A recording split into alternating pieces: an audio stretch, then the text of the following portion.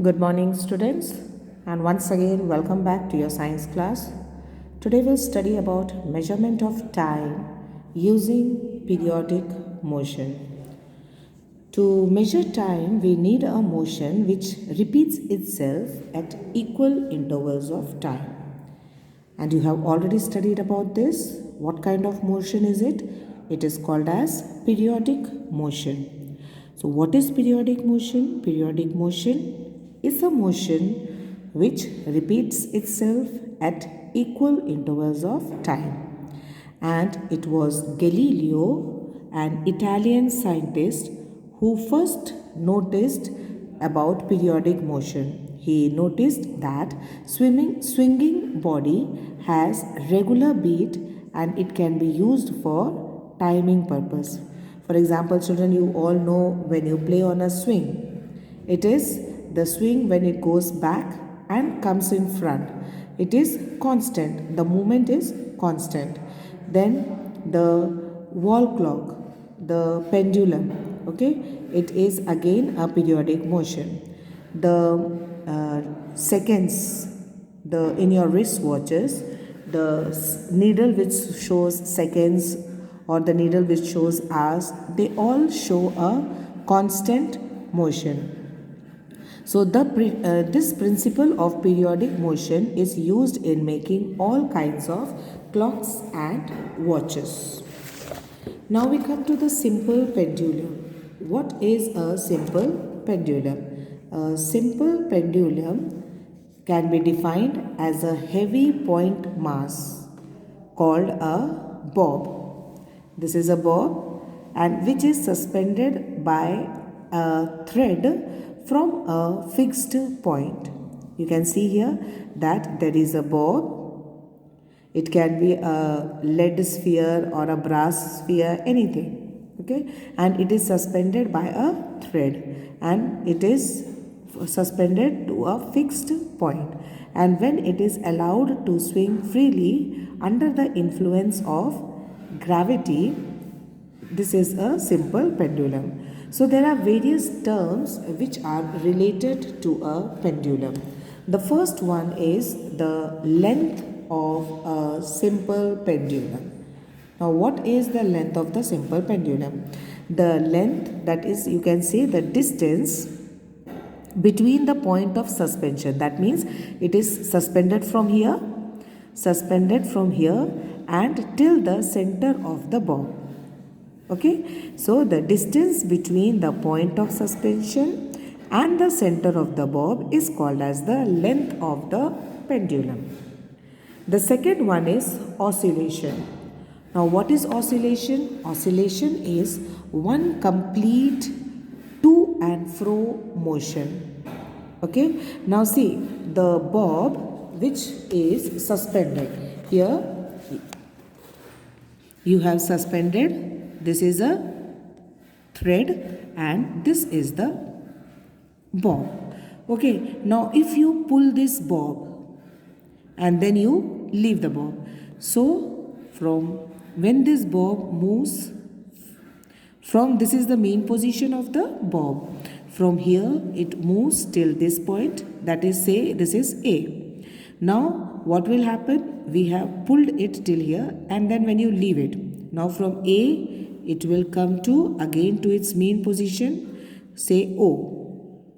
Then what will happen? It will again move to this corner, say B. And then from B again it will come back to its main position. So that is again O. So this is called as one complete oscillation. Okay, so what is oscillation? Oscillation is one complete movement from the main position to one end, then to the another end, and then again back to the main position. So this is called as one oscillation. I hope, children, that this is clear. Oscillation. Then we come to the next one, that is the amplitude. The amplitude is the maximum displacement of the bob on either side from its mean position. Okay, now don't get confused between amplitude and oscillation. What was oscillation? Oscillation is the movement from its mean position to one corner and then to other corner and then to the mean position. Okay.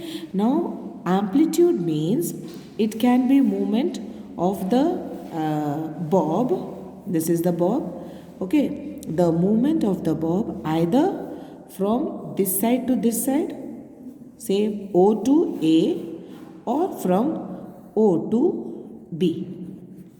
Okay, so the movement from here to here, either from here to here or from here to here. This is called as the amplitude of the simple pendulum. And then the time period. What is the time period? The time period is the time taken to complete one oscillation. Okay, this one oscillation from here A, B, again to O. Okay, so this is full one oscillation.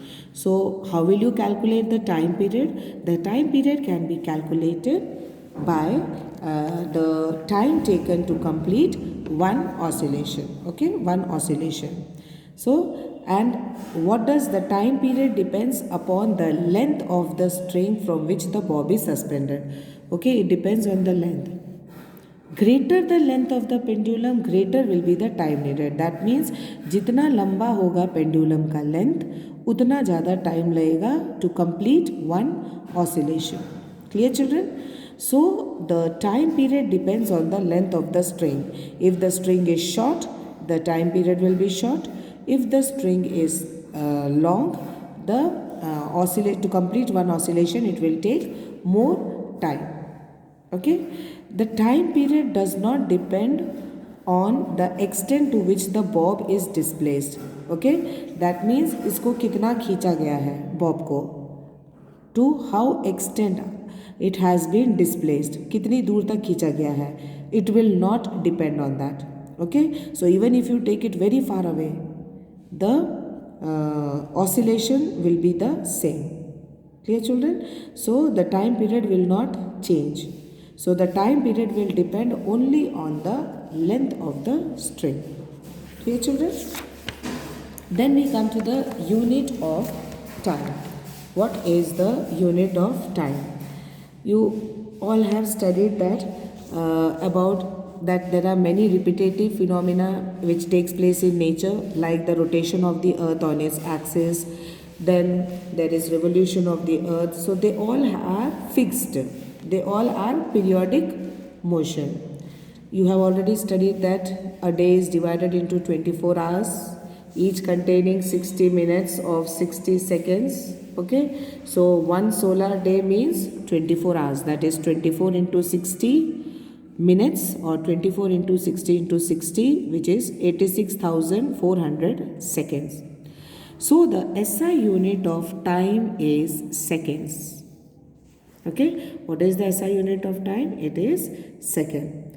And nowadays time intervals of very smaller fractions of a second can also be measured using electronic or digital clocks. Nowadays you all know, children, that everyone uses electronic clocks or digital clocks. And even for measuring very small intervals of time in the laboratory or in sports or for athletics, we use stopwatch, which can measure up to 1/10 or even 1/100th of a second. So I hope, children, that this much is clear to all of you. The rest will continue in the next video. Thank you.